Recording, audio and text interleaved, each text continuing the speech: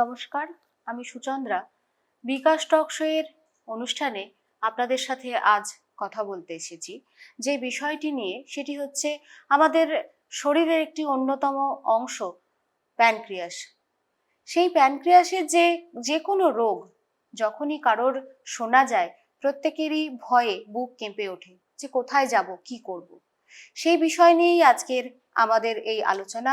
আমাদের সাথে স্টুডিওয়ে আজ রয়েছেন প্রফেসর ডক্টর সুমিত স্যান্ডাল মহাশয়। আজ শান্তিনিকেতন মেডিকেল কলেজে একটি বড় অপারেশন হয়েছে, উনি সার্জারি বিভাগের সাথে যুক্ত এবং শান্তিনিকেতন মেডিকেল কলেজ একই সাথে অন্যান্য অনেকগুলি সার্জারিও করেছে। আজকের যে বিষয় নিয়ে আমরা কথা বলবো তা হলো প্যানক্রিয়াসের সার্জারি। ডক্টর বাবুকে আমরা আমাদের সাথে পেয়েছি, বিস্তারিত ওনার সাথে আমরা জানবো।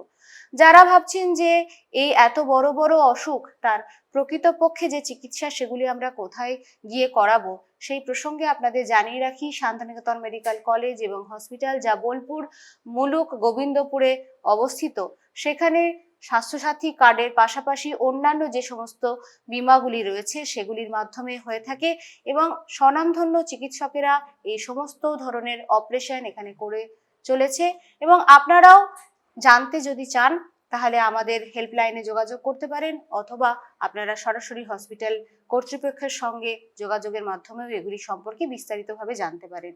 আমরা চলে যাব আমাদের প্রশ্ন উত্তর পর্বে। আমরা জানবো যে প্যানক্রিয়াসের যে আজকে একটা বড় সার্জারি হলো, সেটা কিভাবে এখানে করা সম্ভব হলো। স্যারকে আমাদের স্টুডিওয় স্বাগত জানাচ্ছি। নমস্কার। হ্যাঁ, আজকে প্যানক্রিয়াসের অপারেশন হলো। প্রথমে বলি যে এখন আমাদের মেডিকেল কলেজে, শান্তিনিকেতন মেডিকেল কলেজে অপারেশন থিয়েটার তো খুবই উন্নত মানের। এগুলো সবই মডিউলার রুটি এবং এখানে যা যন্ত্রপাতি লাগে এইসব প্যানক্রিয়াসের অপারেশন করতে গেলে যেসব যন্ত্রপাতির প্রয়োজন সেগুলো সবই আছে। তার মধ্যে অ্যাবডোমিনাল রিট্রাক্টার্স, ভাস্কুলার ইনস্ট্রুমেন্টস, আমাদের যে অ্যাডভান্স হিমোস্ট্যাটিক মেশিন যেগুলো লাগে, লাইগাশিওর, হারমোনিক, সেগুলো সবই আছে। যেহেতু এই সমস্ত ব্যাকআপ পাওয়া যায় এবং অ্যানাস্থেশিয়া মেশিন যেটা আলাদা করে বলার সেগুলোও আছে আর কি। সো উন্নত মানের অ্যানাস্থেশিয়া মেশিন, সো সব থাকাতে এগুলো আমাদের পক্ষে টেকনিক্যালি অনেক বেশি সুবিধাজনক হয়ে গেছে আর কি। এগুলো থাকার জন্যই এই অপারেশনটা করা যায়। আমরা একবার দেখে নেব আমাদের শান্তিনিকেতন মেডিকেল কলেজ এবং হসপিটালের ওটি কিরকম ভাবে কাজ করছে।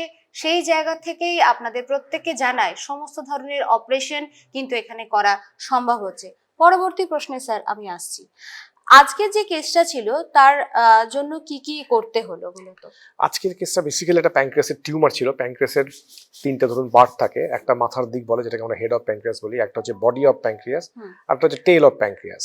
সো এখানে একটা বড় টিউমার ছিল প্যানক্রিয়াসের টেল অফ প্যানক্রিয়াসে, যেটা সঙ্গে স্প্লিনের সঙ্গে একেবারেই লেগেছিল। সো একদম সেই জন্য যাকে বলে এই অপারেশনটাকে আমরা বলি ডিস্টাল প্যানক্রিয়াটেক্টমি, মানে ডিস্টাল পার্ট অফ প্যানক্রিয়াস মানে ডিস্টাল বডি অ্যান্ড টেল বাদ দিতে হলো আর কি, তার সঙ্গে স্পিনও বাদ দিতে হলো আর কি। সো এটা বেসিক্যালি একটা টিউমারের অপারেশন। প্যানক্রিয়াস অপারেশন নানা কারণে হয়, টিউমারের জন্য হতে পারে, স্টোনের জন্য হতে পারে। সো এটা বেসিক্যালি হচ্ছে টিউমারের জন্য। আচ্ছা স্যার, আমাদের অনেকের ক্ষেত্রে এই ধরনের অসুখ আজকাল দেখা যাচ্ছে, সেক্ষেত্রে কি রোগী প্রথমেই মানসিকভাবে ভেঙে পড়ে? সেই ক্ষেত্রে মানসিক জোরটা কিভাবে দিয়েছেন? না দেখুন, অসুখ হলে তো চিকিৎসা করতে হবে। চিকিৎসা আপনি যদি না করেন, কোনো একটা রোগ হতে পারে, একটা মানুষের শরীর থাকলেই মানুষের রোগ তো হবেই। এবার রোগ হলে তো আপনি ভেঙে পড়লে চলবে না। প্রথম হচ্ছে আপনাকে সঠিক ডায়াগনোসিসটা করতে হবে যে আমার কি জন্য আমার অসুবিধাটা হচ্ছে, এবং তার জন্য আমাদের সিটি স্ক্যানের হেল্প নিতে হয়, এমআরআই হেল্প নিতে হয়, যেগুলো সবই আমাদের কলেজে পসিবল। এবার যখনই আপনার ডায়াগনোসিস পিন পয়েন্ট হয়ে গেল যে এই কারণে আপনার অসুবিধা, যেমন এই পেশেন্টের ক্ষেত্রে প্যানক্রিয়াসের টিউমারের জন্য ওনার অসুবিধাগুলো হচ্ছিল, তো যখনই আমরা ডিসিশন নিলাম যে এটা অপারেশন করা যাবে এবং এর প্ল্যান অফ অপারেশন হচ্ছে ডিস্টাল প্যানক্রিয়াটেক্টমি, তো আমরা তখন পেশেন্টকে কাউন্সেলিং করি, দেখুন এটা একটা সার্জিক্যাল ডিজিজ, এটা ওষুধে কমবে না, এটা সার্জারি ছাড়া অন্য কোনো উপায় নেই। আপনি যদি অপারেশন না করেন এখান থেকে রোগটা পরবর্তী সময় এটা আরও বেশি ছড়িয়ে যাবে, আরও বেশি লোকালি ছড়িয়ে যাবে, কিংবা মেটাস্টেসিস হয়ে যাবে। সবসময় আমরা বলি যখনই যত আর্লি টিউমার ধরা পড়বে তত তাড়াতাড়ি অপারেশন করে নিলে তার রেজাল্ট ভালো থাকে আর কি। স্যার, অপারেশন তো হলে পরবর্তী কি? পরবর্তী এবার আমাদের দেখতে হবে বায়োপসি কি আসছে, বায়োপসির উপর নির্ভর করবে এই টিউমার। যদি দেখা যায় বায়োপসিতে কোনো খারাপ কিছু নেই, মানে ম্যালিগনেন্সির দিকে নেই, বিনাইন টিউমার, তাহলে তো হয়ে গেল, তাহলে তো এটা কিউরেটিভ হয়ে গেল। যদি দেখা যায় ম্যালিগনেন্সি এসছে, সেক্ষেত্রে দেখতে হবে সঙ্গে লিম্ফ নোড কি আছে, কেমোথেরাপি লাগবে কিনা, যদি কেমোথেরাপি লাগে সেই ব্যবস্থাও এখানে আছে। এখানে কেমোথেরাপিরও কার্ডে তো হয়, এমনিও হয়, ইন্স্যুরেন্সও হয়। সো সেই সাপোর্ট সবই দেওয়া যাবে। যাকে বলে কমপ্লিট চিকিৎসা যেটা, সেটা পসিবল এখানে। আচ্ছা, সেক্ষেত্রে রোগী পরিবার সম্পূর্ণ নিশ্চিতভাবেই তারা এখানে তাদের পেশেন্টকে নিয়ে আসলেই সমস্ত সুবিধা কারণ ডায়াগনোসিস পার্টটাও করা যাবে, অপারেশন দরকার হলে অপারেশন পার্টটাও করা যাবে, এবং অপারেশন পরবর্তী যে চিকিৎসাগুলো বায়োপসির উপর নির্ভর করে সেগুলো, মানে কেমোথেরাপি দরকার হলে সেগুলো দেওয়া যাবে। সো এটা পুরো কমপ্লিট প্যাকেজই এখানে পাওয়া যাবে। আজকে যে অপারেশনটা হলো সেই অপারেশনের পর স্যার পেশেন্টের এই মুহূর্তে কন্ডিশন কিরকম আছে? একদম স্টেবল, কারণ আমাদের এখানে অপারেশন পরবর্তী ইমিডিয়েট যে অপারেশন পরবর্তী সময়টা কিছুক্ষণ রিকভারি রুমে রেখে তারপর আমরা আইসিইউতে শিফট করি, এবং আইসিইউতে যেহেতু সমস্ত রকম মনিটর আছে, সো সেদিক থেকে আমাদের কোনো অসুবিধা হয় না। সমস্ত রকম মনিটরে we can monitor the patients very well. আজকে পেশেন্ট অপারেশনের পরে এক্সটুবেট হয়ে গেছে, যদি ভেন্টিলেটর দরকার পড়তো তাহলে আমরা ভেন্টিলেটরও সাপোর্ট দিতে পারতাম, কিন্তু আজকে পেশেন্টের সেটা দরকার হয়নি। অপারেশনের পরে আমরা এক্সটুবেট করতে পেরেছি। সো আইসিইউতে আছে যেরকম ইউজুয়াল মনিটরে থাকে ডিফারেন্ট প্যারামিটার্স দেখার জন্য।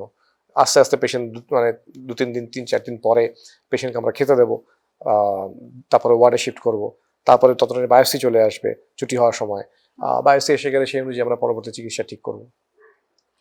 ধন্যবাদ স্যার। খুব ভালো লাগলো যে একটি সফল অপারেশন হওয়ার পর পেশেন্টকে আইসিইউতে শিফট করা থেকে তাকে ওয়ার্ড পর্যন্ত নিয়ে যাওয়া, এই পুরো দায়িত্ব নিয়ে পুরো একটা টিম কাজ করছে শান্তিনিকেতন মেডিকেল কলেজ চিকিৎসা ক্ষেত্রে, যা একটি অনবদ্য ভূমিকা নিয়ে চলেছে। আমরা পরবর্তী আলোচনায় আবার ডাক্তারবাবুর সাথে কথা বলবো, এবং আজকের এই অপারেশন সাকসেসফুল হওয়ার জন্য পুরো টিম মেডিকেল কলেজ অ্যান্ড হসপিটালকে জানাই অসংখ্য ধন্যবাদ স্যার। নমস্কার।